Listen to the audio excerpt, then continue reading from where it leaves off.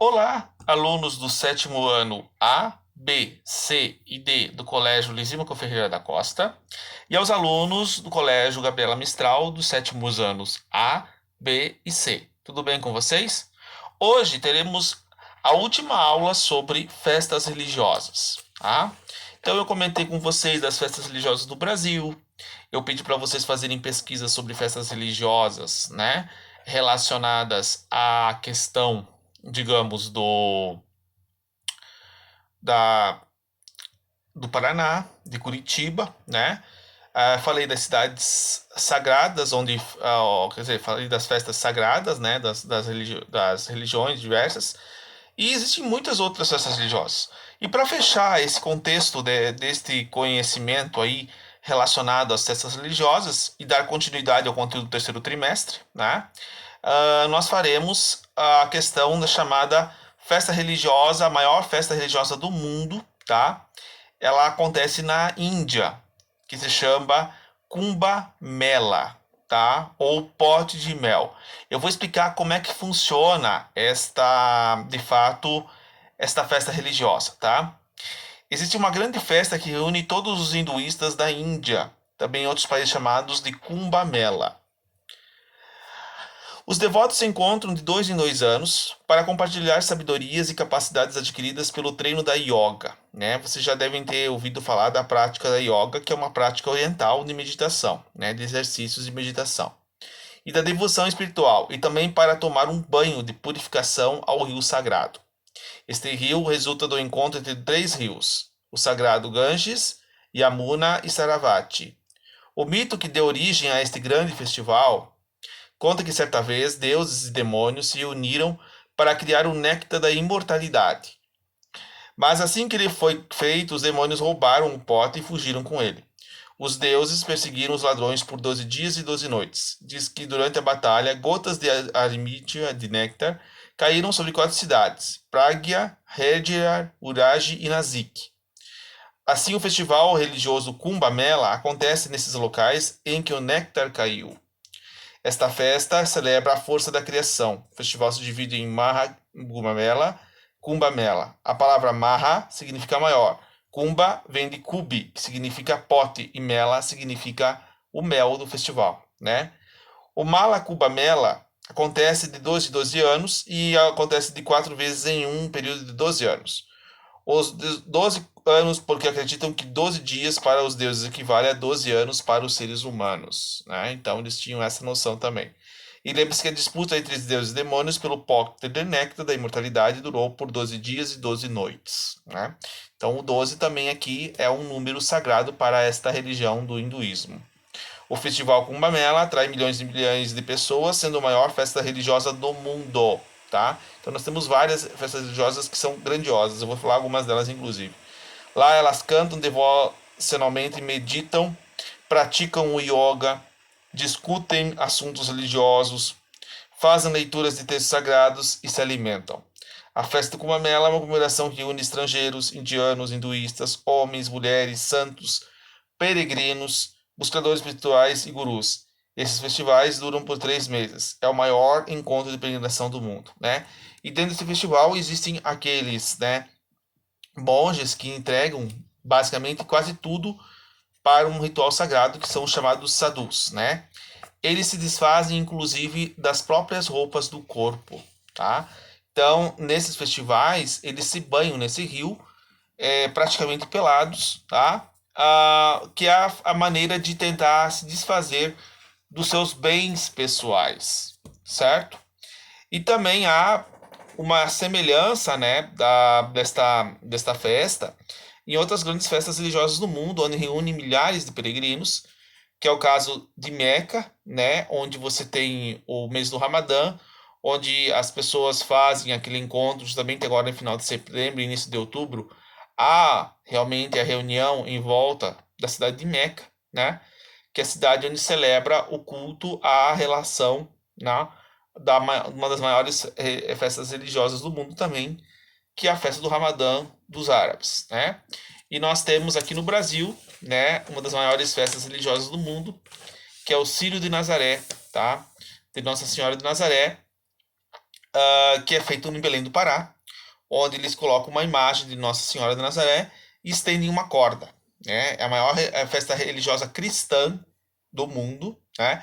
Que a pessoa que pega naquela corda, ela basicamente vai alcançar a graça, né? Então, há também essa situação dessa cultura, né? Relacionada às situações aí do grande festival, né? E no Brasil nós temos uma festa que não é tão considerada religiosa, mas em que as pessoas também, de certa forma, em grande parte, comemoram, né? Que é o Carnaval, né? Que é uma festa mais de caráter profano do que de caráter sagrado, né? É uma festa onde ocorrem as fantasias, as pessoas, né? Fazem aquelas escolas de samba, dançam, cantam, né?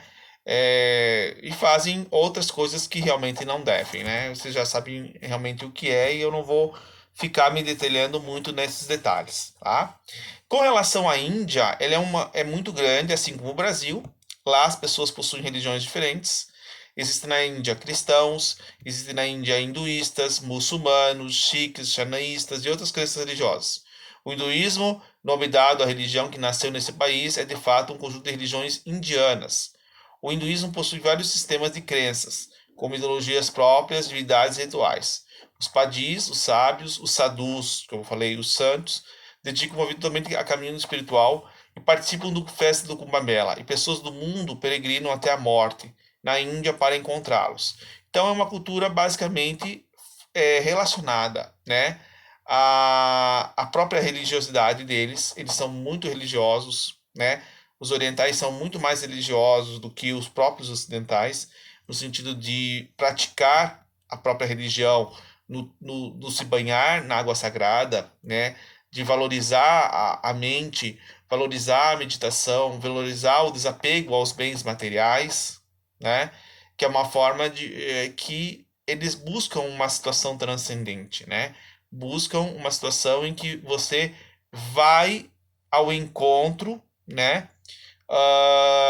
De uma situação bem maior, né? Que é a busca desta espiritualidade, tá? Uma coisa que se perdeu para boa parte das pessoas do mundo, né? É buscar a questão da espiritualidade diferente da própria a religiosidade, né? Que também está de fato ligada, né? A Índia é um local que, além dessa festa grande e sagrada, né? Existe aquele culto aos animais. Eles não comem carne, eles valorizam a vaca, né? Eles têm tem 33 milhões de deuses, tá? É uma coisa quase que insana para nós pensar tantos deuses assim, né? Que nem cabem dentro da Bíblia, praticamente. Nossa, tem 33 milhões de deuses. Então a gente fica pensando, né? Como que esse povo tem, né? Essa capacidade de crença, né? Tão aflorada em relação à questão do hinduísmo, né? Então eu vou deixar uma atividade para vocês lá, né? Que vocês vão ter um mapa lá que vocês vão pintar sobre a história da Índia, né? E vão escrever também, né? Se vocês já participaram de alguma festa sagrada na vida de vocês, uma festa religiosa, tá? Vão desenhar essa festa religiosa em que vocês participaram, né? Na sua própria religião, o que que vocês realmente entenderam dentro dessa prática, né? Que vocês vivenciaram, seja num carnaval que vocês foram, numa festa junina, no Hanamatsuri, numa marcha para Jesus, né? Numa festa de manjar, né? Numa festa de Corpus Christi, né? Qualquer festa que vocês de fato já participaram, né? Foram em suas próprias crenças e religiões, né? Existem outras, né? Além do que eu coloquei do carnaval, existe a festa do Boi Bumbá, no Brasil, né? Que é a ideia da ressurreição de Jesus. Existe, eu até vou falar aqui um pouco do Boi Bumbá, né, que na realidade é uma festa que acontece em vários lugares do Brasil. Em cada lugar recebe o nome de Boi Bumbá, no Amazonas e no Pará. O Boi dos Reis, o Rei do Boi. O Espírito Santo, Bumba Boi no Maranhão. Boi de Mamão, em Santa Catarina. Boi Pintadinho, do Rio de Janeiro, entre outros. A festa do Boi Bumbá tem como componente principal o boi, representando a cabeça do boi, desencadeada ou modelada com o corpo do papel, pano colorido com muitos enfeites. Pode ser considerado um ato de ressurreição, pois tudo gira em torno da morte e ressurreição do boi, né? Como se fosse Jesus Cristo. A festa acontece nas praças públicas e do início é marcado como alto religioso. Ao redor do boi aparecem diversos personagens, entre eles o vigário, o valentão, o cobrador de impostos, o escravo, o fugitivo, o boiadeiro. A brincadeira aparece em diferentes linguagens, expressivas em músicas, conjuntos de instrumentos e vozes cantadas, faladas, bailados, né? E dramas. Sequência de ações que interagem com certos personagens da brincadeira. Enquanto todos dançam e brincam, o boi é morto, e no final ele sempre ressuscita. Sai dançando em meio a todos, representando um novo tempo, né? A ideia daquele tempo circular que eu já tinha comentado com vocês a outros momentos, né? Surgida no provavelmente no século XVIII, a festa do Boi Bumbá é uma das principais manifestações brasileiras, por influenciar as tradições portuguesas e dos faraós que adoravam o boi Abis, tido como uma deusa da fertilidade. Logo se espalhou por todas as regiões do Brasil, com diferentes nomes e variadas interpretações. Este ritual relata a história de um casal de negros que roubou a novilha predileta de um fazendeiro, abateu e alimentou os outros negros, né? Então, está envolvido também com as questões da história da escravidão no Brasil, né? A cultura brasileira aí. Outra festa que não é muito conhecida, né? E que é de fato brasileira é a chamada Cavalhada. Festa popularmente do estado do Alagoas, mas em Goiás e São Paulo ela acontece em diversas versões. Cavalhada é uma representação das batalhas entre cristãos e mouros. Mouros eram os muçulmanos, árabes, durante o período medieval. No Brasil foi introduzida pelos padres jesuítas, cujo objetivo era reafirmar a fé católica, garantindo o seu poder. Era uma forma de teatro popular utilizado como catequese. Essa festa constituiu um ato de autoconversão, sendo que o torneio, composto de 24 cavaleiros, que executavam manobras numa série de jogos, são divididos em dois grupos vestidos com trajes especiais. Um grupo veste azul, que representa os cristãos, e o outro vermelho, que representa os mouros, que executam manobras numa série de jogos. É como se fosse uma luta entre dois cavaleiros com lança, né? É aquelas histórias medievais, aquelas figuras medievais que nós vemos até em filme, né? A cavalhada é um tipo religioso que consiste num desfile de cavaleiros que acompanham uma procissão. São Benedito, São Jorge, São Roque. Ao finalizar o processo dos cavaleiros, fazem algumas evoluções conhecidas como Meia-Lua, Caramujo e Manobra Zero, né? Além de outras situações, existe também uma outra festa aqui no Brasil que ocorre em Belém, que é a festa da Folia de Reis, tá? Origem portuguesa também, iniciou em 24 de dezembro, véspera do nascimento de Jesus. Termina no dia 6 de janeiro, que tem como relembrança a viagem dos três reis magos, né? Baltazar, Belchior e Gaspar, em Belém, que seriam os reis que visitam, né, Jesus ao nascer. A Folha do Reis é composta por grupos de pessoas vestidas com trajes coloridos que saem pelas ruas cantando cânticos bíblicos como bandeiras coloridas e enfeitadas com fitas de santinho. Essas pessoas batem nas portas dos fiéis com o objetivo de homenagear a Sagrada Família, levar bênçãos dos meninos para a família que recebem. Na parte de fora da casa ficam os palhaços com máscaras que representam os soldados dos reis Herodes. O chefe dos foliões, segundo palhaços dos reisados, acarreta dinheiro para gastar com os comes e bebes no dia 6 de janeiro, que é o dia do Reis. Então você tem, por exemplo, essa questão da folia de reis, né? Que é a festa dos reis magos. E aqui no Brasil existem muitas outras festas religiosas. Vocês, principalmente crianças, gostam daquela festa de Halloween, né? Que não é uma festa de fato brasileira. Ela é uma festa inglesa, trazida pelas escolas de inglês, né? Que todo dia 30 de outubro, né? Que é o dia das bruxas. Vocês saem batendo nas casas pedindo gostosuras ou travessuras, né? Isso aí é uma tradição inglesa, né? Que foi acoplada no Brasil, relembrando, né? A história, de fato, das festas relacionadas a Halloween, né? Que é o dia das bruxas, né? O dia dos feiticeiros, o dia ah, da, dos monstros, né? Aqui em Curitiba existe também aquela peregrinação popular também, acho que no carnaval é feita, em vez deveria ser feito no dia 30 de outubro, né? Esta caminhada do Zumbi Walker, né? Que seria o caminho dos zumbis, né? Que é aquela forma que as pessoas se vestem de monstros, né?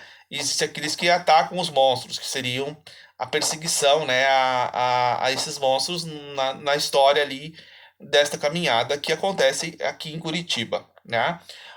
Nós temos também, por exemplo, aqui, além dessa festa da caminhada, né, com relação a este Zumbi Walker, né, esta festa aí, dia 30 de outubro também é muito próxima da data do dia 2 de novembro, né, que é a data de comemoração do Dia dos Mortos, né, muito ligada a essa ideia macabra, né, relacionada à morte, né, relacionada à vida e à morte, né? No Brasil nós temos outros personagens monstruosos, né, personagens assim que colocam a ideia do assustar, né? Dentro do folclore brasileiro nós temos o Saci Pererê, né, a Bula Sem Cabeça, a Cuca, né, qual que é o outro lá? Tem outros nomes aí, né? Boitatá, são personagens, né, que estão relacionados a uma cultura, né, brasileira relacionada do índio com o negro, né?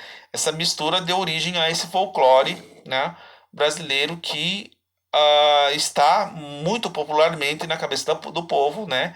A história desses mitos, né? Que está relacionado a esses seres mitológicos que existem, né, dentro do contexto da cultura brasileira. Né? Então era mais ou menos isso que a gente vê dentro de uma cultura brasileira, uma diversidade de religiões que se manifestam, né, de certa forma, dentro de um contexto aí, né, público. Vocês podem fazer uma atividade colocando vocês indo numa festa de Halloween, ou num carnaval, ou numa festa junina, ou uma festa que vocês realmente participaram dentro do contexto religioso de vocês, né? Que seria a segunda atividade, né? E eu vou postar este vídeo junto com outro documentário da Índia, né? Que fala justamente do Kumbh Mela, né? Para que vocês tenham uma certa noção do que de fato é o conceito da festividade religiosa, tá? Na próxima aula eu falarei sobre ritos, né? Eu vou gravar, né, aulas para vocês de 15 em 15 dias, para que daí eu possa ter um aprendizado melhor do desenvolvimento de vocês, tá? Para ver o que vocês de fato estão realmente fazendo atividade e desenvolvendo aquilo que tem que ser desenvolvido, né? Intercalando com as atividades da SED também, que são o mesmo contexto, tá bom? Eu agradeço muito a participação desta aula, espero que vocês assistam, façam as atividades e me enviem via Google Classroom, tá? Um forte abraço e até mais, meus queridos alunos.